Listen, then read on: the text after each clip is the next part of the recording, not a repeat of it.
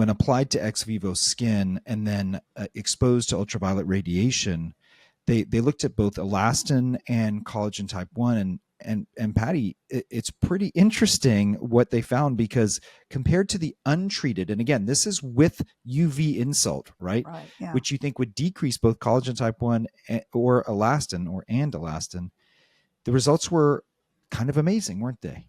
Well, they looked at collagen type 1, and UVA, of course, downregulated collagen type 1, and the bakuchiol itself protected.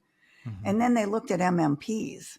Mm-hmm. And what they found was that, of course, UVA bumped those matrix metalloproteases, the enzymes that break down collagen, way up. Mm-hmm. And although they went up after UVA with bakuchiol, there was less of them released. So it was mitigated to some extent, not completely. Mm-hmm. But the part of this that I really like is where they really look at the regimen, and they show that the regimen itself actually works better than either of the products alone. So they show this synergy, and this is where they look at collagen type 1 and they look at elastin as well. And you can just see how nicely this regimen, if you use the AM and the PM together, work.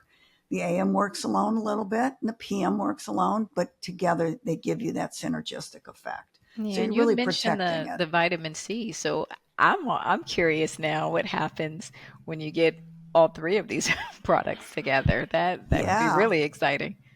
Yeah.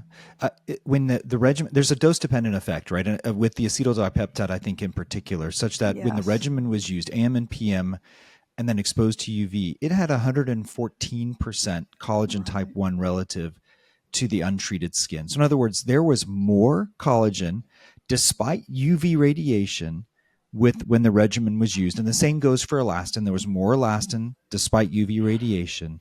And I believe collagen type 3 and 4 showed the same. So in terms of the power of the acetaldipeptide and bakuchiol used synergistically in these products, I think we absolutely see that in the ex vivo skin models used here. But there's that dose dependency that people need to understand. Yes, you get some effect if you use the AM or the PM, but use them together, people, because you get the acetaldipeptide dose-dependent effect that is really important. And I think that's where we see, just like Cheri said, we want to hit that zenith, right, by age 25. So we got to get as much of that into our skin as possible. Yeah, and you can still benefit, even, you say to yourself, I'm 35, 40, I'm 45 or 50. Yeah. You can still benefit from these products. So, we talked about pre-aging and sort of this concept prejuvenation, but these products are really appropriate for all ages.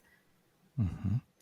And then, Patti, it was used for clinical grading as well, right? So in a study where the regimen was used on actual live patients. Yeah, they did a nice little clinical study here, and they looked at under eye wrinkles, crow's feet, firmness, lack of elasticity, overall skin tone.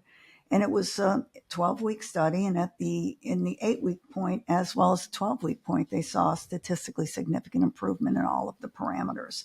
Yeah. So, what I do love about the way Neutrogena studies things, they start with the early, discovery.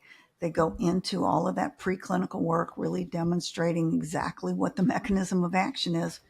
And then ultimately it ends up on patients. And, this was, I think just a very nice, very complete way to study it. And as I always say, the proof's in the pudding, right? In the end, it's got to work on the patient. All of the biomarkers in the world and all of the histologies in the world don't really mean anything if the patients don't see anything. Or more importantly, if the doctor, who's the investigator, can't see it. And these were, clinical grading done by board certified dermatologists, I believe. Yeah.